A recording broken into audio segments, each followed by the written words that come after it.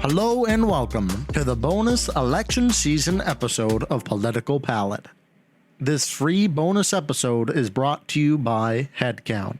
Register to vote now at votevotevote.com or update your voter registration status. The website is votevotevote.com. This podcast is not officially authorized by any individuals or corporations. All opinions are my own. How much difference can one vote make? Since 2023, more than 60 U.S. elections have been tied or won by just one vote. So this fall, your friend could be the tiebreaker. And that could make all the difference. People are more likely to vote when encouraged by a friend. So use your power to decide this election. Make sure you're good to vote and encourage your friends to make a voting plan at votevotevote.com. It is Saturday, October the 5th, exactly 30 days away from the presidential election. Glad you can join me here on Political Palette, a Playzone Media podcast. Welcome. It's the first bonus episode of Political Palette. What is the bonus episode? Well, let me tell you. It's an episode where I dive deep into my personal opinions and what I think about the election as it stands. My opinion has changed over the past few months of this election, and I've realized some things that I previously did not air on the podcast. Last week, I took a breather from the podcast in order to collect some thoughts and bring this bonus episode together with votevotevote.com. The main topic I want to cover today is my 2024 election forecast as of this episode. And let me tell you, if the current trajectory holds up, buckle up because we could be in for a wild ride. Now, I know some of you might be listening, have strong feelings about this, whether you're Team Trump or Team Harris. Or maybe just team, why the hell are these our only options? I get you, and that's actually kind of the team I'm on, but I'm going to give it to you straight. Here's where I stand mainly, and where I think this election is heading. As of right now, Donald J. Trump is on track to win the presidency with 312 electoral votes. You heard that right, 312. How the hell does Maddie know this, a host of Political Palette? Well, let me tell you. I've sat down with and spoken to some industry insiders, pollsters on the left and right. Mainly for this experiment, I made sure to talk to most of the pollsters who lean more into the Democratic data, and that's kind of my evidence for this prediction.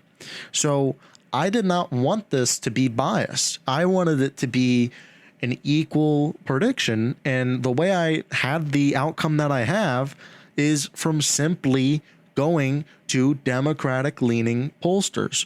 Now, you might be like, well, Democratic-leaning pollsters, why would they want Donald Trump to win? Well, that's because these polls are extremely accurate, and some of them aren't even public polls.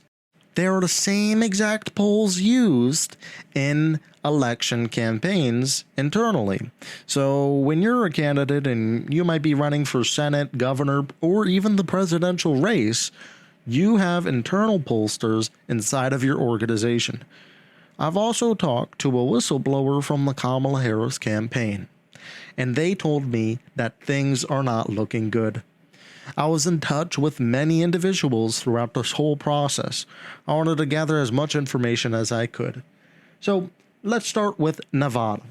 Nevada's been trending purple for years, and while Biden got it out in a win in 2020, it was pretty narrow, really narrow. There's a real anti-establishment energy bubbling in that state, and Trump's populist messaging is resonating. Add in some struggles for Democrats with key demographics, particularly Latino voters, and boom, Nevada flips. I believe Nevada will be a Republican state this time around. Now, let's talk Georgia, the peach state. Georgia was a huge get for Democrats, but that was driven by unique factors. Stacey Abrams organizing, Trump's own mishandling of the state, and a pandemic that fundamentally changed how elections were run. In 2020, things look different. The enthusiasm gap between Trump supporters and Harris backers is stark. Trump's going to reclaim Georgia. Arizona, another state that's become the political ground zero of MAGA. The state that has been so closely contested, but Trump's relentless focus on election integrity, whether you believe in it or not, has left a deep mark. Combine that with the GOP's ability to galvanize the base in Arizona, and yeah, I think Trump easily pulls this off. Now, moving on to the Rust Belt, Wisconsin, Michigan, and Pennsylvania. If you want to know where elections are won and lost in America, this is it. My home state of Pennsylvania is even in this list. Wisconsin's a razor-thin state. It always has been. Trump's focus on economic populism, his criticism of trade deals, and his America First rhetoric, it still works here. And in Michigan, Governor Whitmer's handling of COVID and economic issues, coupled with frustrations over infrastructure and jobs, have left some voters delusioned with Democrats. Even though it's a blue-collar state with deep Democratic roots, it's on track to flip back to Trump. And finally, Pennsylvania, my home state. And oh boy, is it contentious. If you know anything about Pennsylvania politics, you know that Philly and Pittsburgh vote blue, while the rest of the state is very red. The energy in the suburbs is not what it was in 2020. And Trump's law and order messaging is hitting home for a lot of voters, especially in swing counties. Now, I will say a lot of policies such as the border crisis at the southern border, inflation, the high gas prices, and all of that have really set off voters this time around. A lot of the public polls, by the way, have been kind of endorsing Harris in a way to create this fake illusion of a win, but it's just not true. Now, if he flips PA, I think that's a huge win. He goes straight to the White House, Oval Office. He's in. Now, let's turn to Vice President Kamala Harris. Let's be real. Harris is struggling badly. According to my projection, she's set to perform worse than every Democrat since Michael Dukakis in 1988. Yeah. Why? For starters, Harris has never really found her footing on the national stage. As a candidate, she doesn't have the same gravitas or connection with voters that someone like Barack Obama had. And as a campaigner, she's facing criticism from all sides.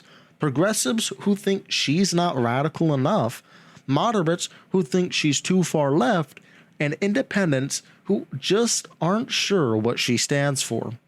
Not to mention, she's inheriting a country deeply divided and fatigued by 4 years of political chaos. And a lot of that political chaos is pretty much fabricated by President Biden, who she worked for the past 4 years. Not enough people realize this, and I know Kamala's tried to distance herself from President Biden as much as she can because she has to. She has no other choice. She has to pretend and gaslight everybody to pretend like Biden was this incredible, president and all this, and she wants to take credit for it, right? But then at the same time, she wants to distance herself from his policies because she knows how disastrous it's been for this country. And her campaign hasn't been able to rally the base like Biden's did in 2020. The enthusiasm just isn't there. And while Trump's base is as fired up as ever, especially after an attempted assassination, a second attempted assassination at a golf course, and also he did a Butler rally for the second time, the same place that he actually almost got killed and grazed in the ear by a shooter on the roof. Well, he did another rally in Butler today. And guess who was there? Elon Musk and many other celebrities. So this has really put the country into thinking mode. what candidate's better, what candidate's going to help us.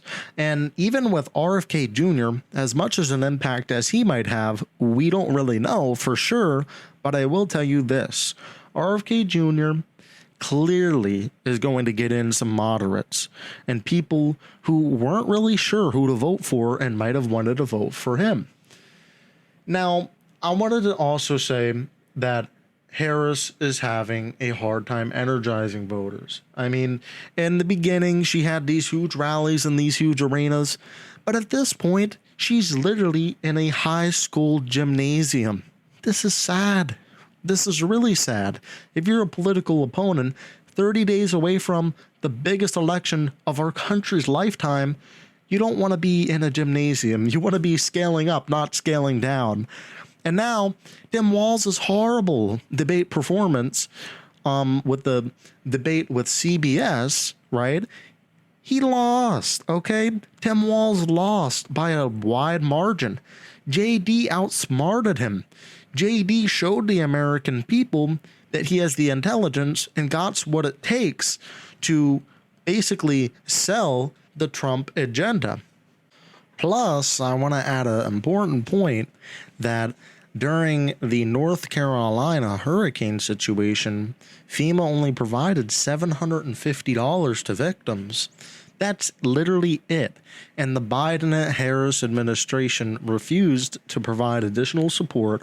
And there's reports of them blockading the roads leading up to that city in North Carolina and blockading them, preventing SpaceX from delivering key infrastructure for Starlink systems, which means right now in that area, all of the cell services and the towers and everything are completely down.